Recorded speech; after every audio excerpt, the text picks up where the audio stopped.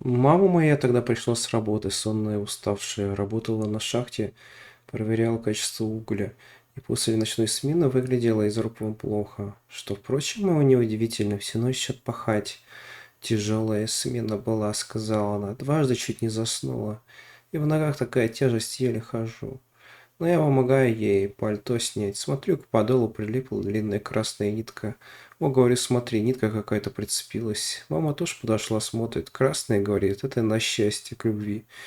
Я эту нитку попыталась стряхнуть двумя пальцами и отдернула руку. Нитка эта горячая, как огонь. Кончики моих пальцев сразу же покраснели и начали печь.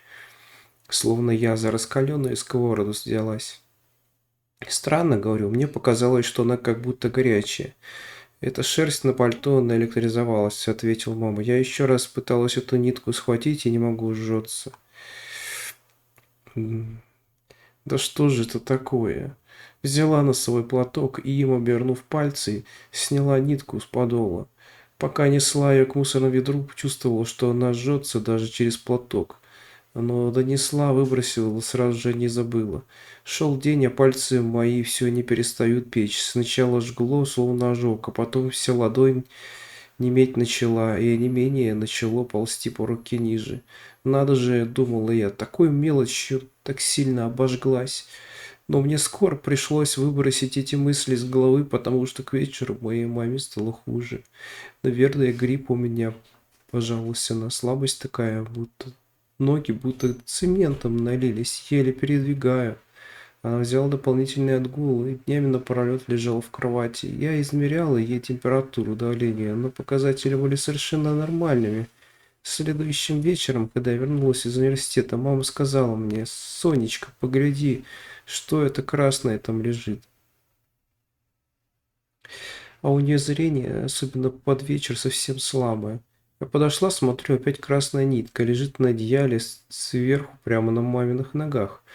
«Ты же ее вроде в мусорное ведро выкинула». «Да это просто еще она такая», отвечает. «А во что-то красное потерлось где-то, и вот две нитки зацепились тебе за одежду. На работе или в автобусе, не обращай внимания». И длинная же такая оказалась мать. И вот я сижу, готовлюсь к экзаменам, а она на кровати лежит, телевизор смотрит, и нет-нет, да на нитку это поглядывает.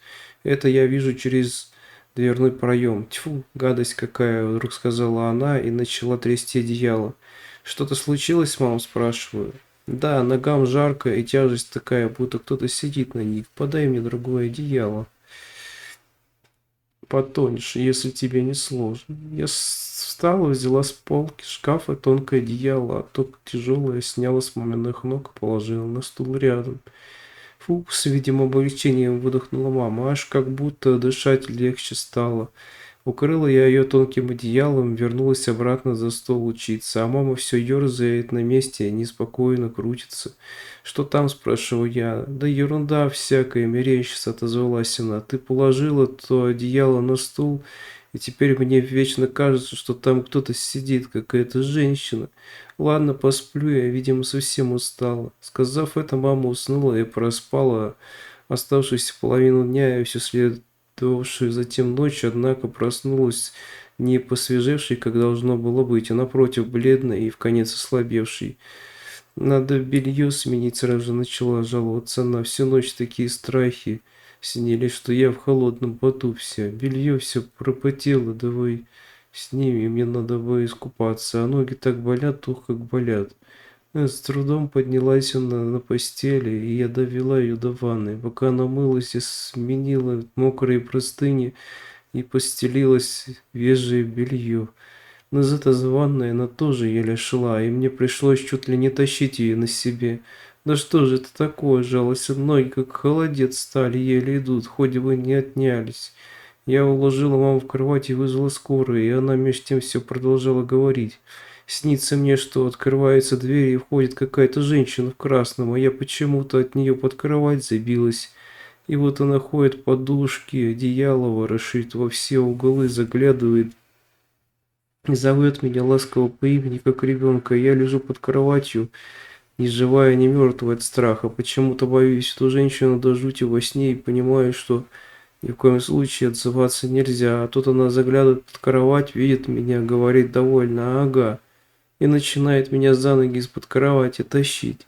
И прикосновение рук как будто жжется даже, настолько оно болезненное и горячее.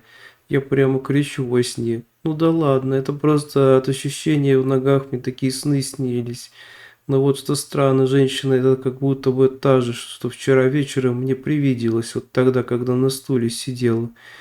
Приехал врач, осмотрел мамочку мою и только руками развел. Ни температуры, ни давления, ничего, никаких симптомов болезни. Сказал, что, наверное, вы слишком переутомились до шахте и нужно вам отдохнуть. К вечеру ноги у мамы отекли так, что она начала плакать от боли. Раздуло их так, что пришлось скорой снова вызывать. Тогда уже ее отвезли в больницу и сделали различные обследования, но ни УЗИ, ни рентген ничего не показал. Тогда посоветовали мне везти ее на МРТ. Я тут же договорилась, записала ее, но до приема все равно приходилось ждать не один день, поэтому пришлось вернуться домой. Ночью маме стало еще хуже. Она плакала во сне и начала бредить, говорила, что ребенок какой-то у нее на ногах лежит. И от этого ей так плохо и тяжело. Я накапала ей зелерьянки и обтерла холодным уксусом лицо и плечи. Тогда она ненадолго уснула, но вскоре проснулась с криком. Она лежит, тут лежит, кричала она. Я просыпаюсь, голову поворачиваю, а она та женщина рядом со мной на кровати лежит и смотрит на меня. И так искренне накричала и боялась, что я плакала вместе с ней. Ноги у нее между тем распухли, как у слона. Утром я набрала воды в миску и пронесла в комнату, чтобы маму мою обтереть, потому что сама она уже до ванной ходить не могла. Обтерла влажной мочалкой лицо, грудь, руки, а как мазнула по ногам, так с них сразу же кровь полилась. Мы обе перепугались страшно, а кровь все лилась и лилась, хотя ни одной раны, ни одной царапины на нее ногах не было. Я бегала, меняла миски, подставляя их под мамины ноги, а кровь все лилась и лилась, и мама все кричала и кричала, а потом кровь остановилась так же резко, как и полилась. Осматривая мамины ноги, я пыталась найти хотя бы одну ранку, одну царапинку, из которой могло натечь такое количество крови, но не нашла ничего. И только на большом пальце ноги, опухшем и посиневшем, я нащупала какой-то странный бугорок на самой подушечке. Что это, говорю, как будто какая-то заноза. Потянула я ее пальцами, и вышла длинная цыганская игла. Но как она могла уместиться в подушечке пальца ноги? Тогда мне стало ясно, что проблема не медицинская. Через знакомых я отыскала одну женщину, которая занималась подобными вещами. Одолжила у соседей инвалидное кресло, и мать свою к ней отвезла. Открыла нам женщина непонятно, молодая или старая, неопределенного возраста. Выслушав мой рассказ, она повернулась к моей матери и сказала: «Ну давай, показывай нитку эту». «Как я ее покажу?» – ответила моя мать. «Мы выбросили ее давно». «Как же? А это тогда что?» И она, обернув руки платком, коснулась пальца маминой ноги, откуда я иглу достала, и медленно из той же ранки ту самую красную нитку вытаскивает. «Видишь, — говорит, — на нитке узелок завязан. Это кто-то умышленно порчу сделал». Начала она мою маму выкатывать яйцом, бормоча какие-то слова, а потом то яйцо разбила, вылила из него запах ужасный, а желток черный, мутный, с мусором каким-то. «Это еще не все, сейчас эту ведьму немного помучаю», — сказала она, и принялась то яйцо вместе с платком и той ниткой в печке жечь. И вот спустя пару минут смотрим, а на полу у маминых ног какая-то девочка сидит и колени ее обнимает, а сама вроде бы и не ребенок, неясного неопределенного возраста, в красном платье. «Что ж, — говорит та знахарка, — рассказывай, кто ты». И тут та девочка открыла рот и заговорила. Сразу мы поняли, что никакой это не ребенок, а взрослая женщина. Света меня зовут, и от голоса и взгляда ее у меня мурашки по спине забегали. «И зачем же ты, Света, делаешь такие страшные вещи?» «Да вот, — отвечает и улыбается, — сгорели ноги мои, новые теперь ищу себе». И вправду мы смотрим, а у нее под подолом ног нет. Я взяла свою маму за руку И чувствуешь, что я прямо колотит от страха. Света это между тем продолжает говорить. Я, говорит, нитку от своего платья оторвала, узелок на ней завязала и по ветру пустила. А на кого эта нитка попала, тот и ноги мне свои отдаст. И так удачно она на тебя попала. Мне, говорит, твои ноги как раз подходят. Мы с тобой одного роста. И кости у тебя хорошие, крепкие. Я их на себя надену, как колготки, и буду ходить. Да только надо по условию, чтоб ты их мне добровольно отдала. Но уж за этим дело не станет. Ты сама их мне отдашь от сильной боли, и никто тебе не поможет, сказала и исчезла, как только те платок и скорлупа в огне догорели.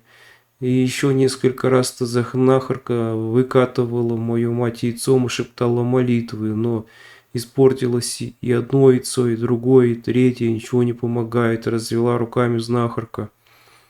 И съездили мы к одному знахарю, потом и к другому, но все они только разводили руками. Один и вовсе перед нами дверь сразу закрыл, сходу сказав, что со Светой связываться не станет. А на МРТ нам сказали, что ноги моей матери полностью здоровы, но на всех снимках получилось что-то странное. Как будто рядом с моей матерью лежит, обнимает ее ноги какой-то другой человек. Ближе к концу мамочка моя так мучилась, что никакие обезболивающие не помогали. Кричала так, будто ее кости раздирали, а ноги ее опухли с такой силой, что волдырями пошли. И вот как-то ночью крикнула она: «Ладно, отдаю, уже отдаю». Я вбежала в комнату, она лежит мертвая, а обе ноги узлами завязаны, как та самая нитка.